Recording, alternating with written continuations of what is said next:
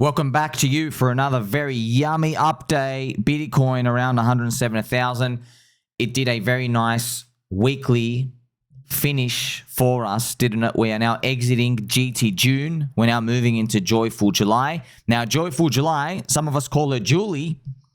Normally, she's quiet. This is the Ethereum price chart. We've been waiting for some sort of relief for like 4 years now. You know, it's been a very, very long time. And it feels like boy who cried wolf. It is boy who cried wolf. But I don't know, man. That's why, like, if you commit to a time where you need everything to go up, you're going to wear yourself out. Like, we really want things lined up. How many times did things line up? The Fractal, Donald Trump, others, BTC, things are coming in, ETFs. All of these news could not make the business cycle go up, no matter what the news was. We are a slave to that phenomena. But I've used that word slave, like really shouldn't use that word slave. It just feels like we're slaves to it now. Truth is, when it goes up, you're not going to feel like a slave anymore. You're going to feel like a sex slave. But it's one where you pay to actually be there. Okay, so right now, Ethereum at around 2,400, we have a record number of shorts. Okay, literally record number of shorts, friends. The average node is $3,000, okay? We have a CME gap at 3,200, so it's just looking like it's ready to cuck all the non-believers. Let me show you some of the data. Some say data. This is it, friends. Look at this. Look at the record number of shorts. Huge number of shorts. My gosh. Remember, friends, this is from the CME, the Cuck Mercantile Exchange. Now, you got to think, right? If the Cuck Mercantile Exchange customers, institutions are short ETH there, God knows what they're doing on the retailer exchanges, okay? So Ethereum still has record shorts. The biggest volume node's around $3,000. So pretty much what it means is just you can kind of tell, right? At 3,000, it's a perfect, it's a one-in-a-year event, okay? These things, when they line up, it's like super rare. But they are lining up. So you have Ethereum 3,000 is a round number. Okay. So it's a round number, which is huge itself.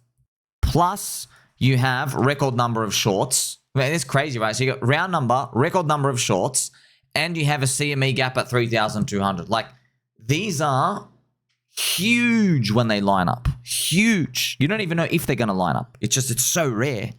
Okay. It's like literally like, forget all the charts, man. CME gap, 3,200. You shouldn't be short. So obviously, friends, if you're scalping and trading, yeah, of course. I'm just telling you, a lot of these people, they're doing macro, like hold for 3 weeks, hold for 3 months type of positions, okay?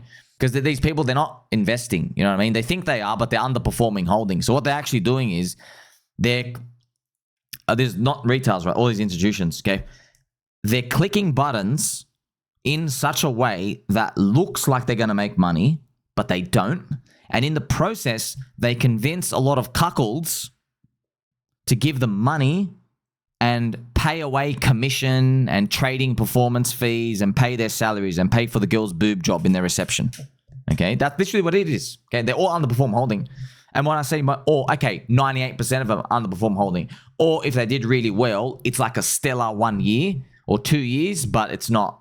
They can't keep continuously doing that. Also, friends, in some yummy update news, I hit 35,000 subs. So I do appreciate every single one of you. We are still early.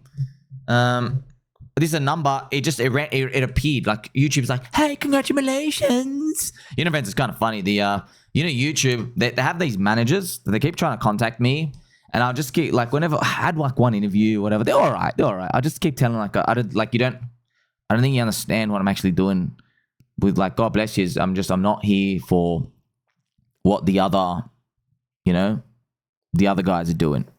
I'm literally like, I'm completely like, because they're all like, oh, how can we like give you a membership? And like, how can we like offer you services, baby bum powder with Johnson & Johnson? I'm like, no, you didn't get it, bro. Price goes up, my views go up. Price goes down, views go down. It's not about that, okay? Because you gotta, like, they're just dealing in a different world, bro. You know what I mean? Like, by the way, I don't even. It's just like, imagine you're in the YouTube head office. They're like, but that man, they got to check if I'm AI. Firstly, secondly, are they legally allowed to play this Are they legally allowed to play? That's how early we are, friends. And obviously, it's no secret, right? I use a lot of code words because a lot of things I do want to talk to you about, which I can't. Eventually, they will come for me, though. Okay. Speaking of coming, global liquidity is still rising. Man, this is huge news, man. I've shown you this quite a bit. You got to learn, man. This is wild, bro. This is September fractal, bro. Friends, September is meant to be Rectember every year. This thing's got a green September. It's saying we're going to have like a rare, powerful September, which is, whoa. We didn't even get a powerful September in 2017. That was the final Jeet dump in 2017. In 2017, that's when Bitcoin went from, I think, 5 down to 3. Yeah, in that September. And then it basically October, November, December went the big moves. So this is still shocking, right? So, look, obviously everyone's got an opinion on where these things earn. If you're feeling nervous, sell anywhere from 5 to 50% of your portfolio you choose in October. That's the 4-year fractal ending. If you're nervous about anything, take out your Jeet stack if you're up there. But it's tough, man, because like we're waiting for euphoria signals, but what if we don't get them, you know? So you have to take that responsibility for yourself. But don't worry about it. The most common question I get asked all the time is, please tell me when you're selling. Please, I don't want to go through this again. And I'm like, bro, you don't worry. I have the exact same fear. And I catch myself and I go, well, luckily, we're all thinking that we don't want to hold for another 4 years, which means we're very bullish, okay? It's a good bullish sign. Have you seen this logo before, friends? It's Tether.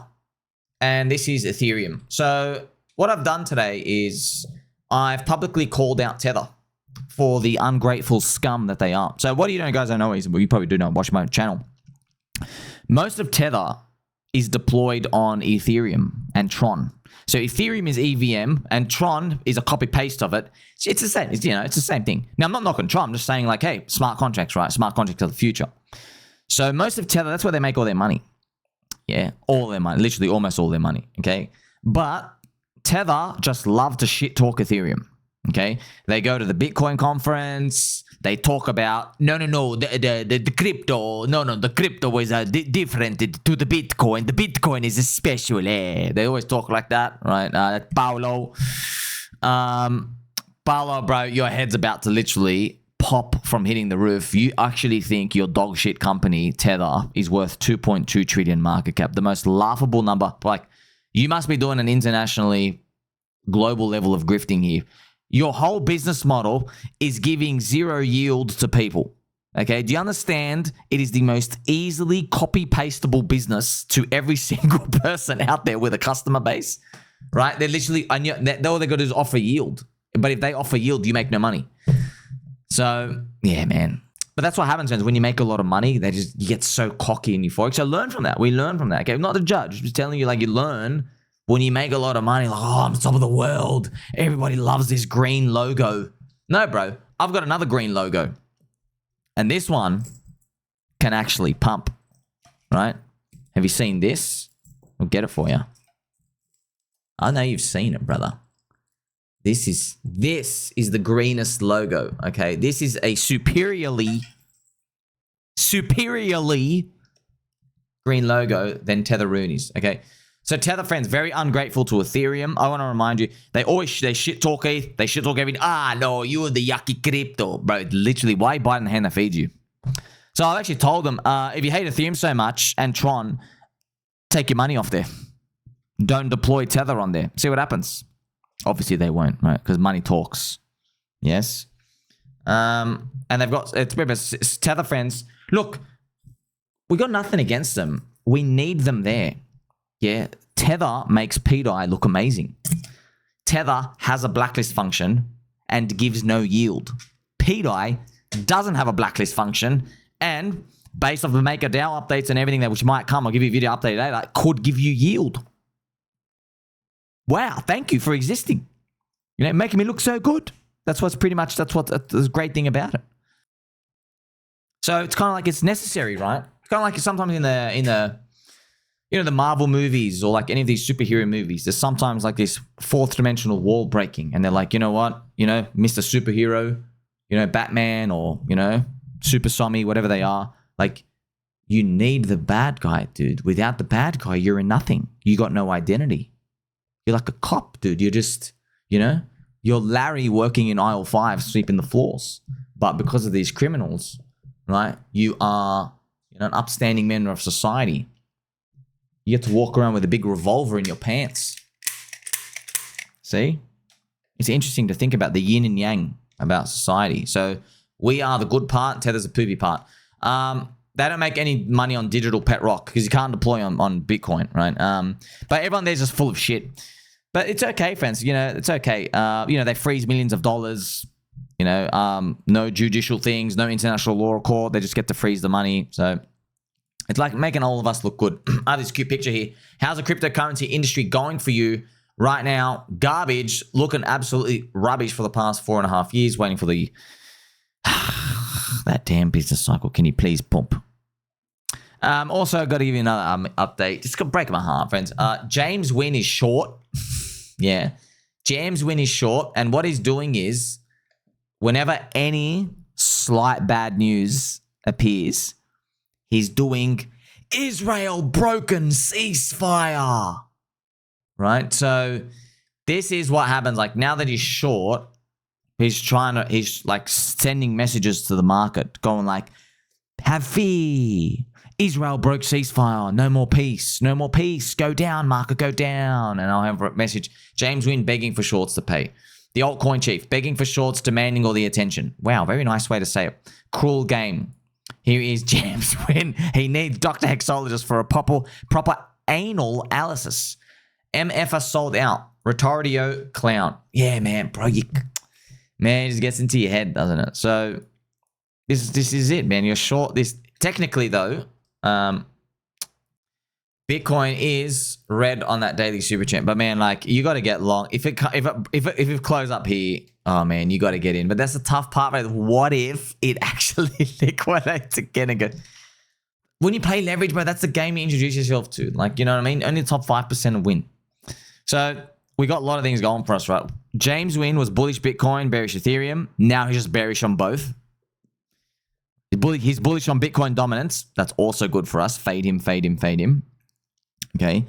He's calling for things to go down now. Also, just to show you how strong Bitcoin is, this is something you can learn from interesting price action, right?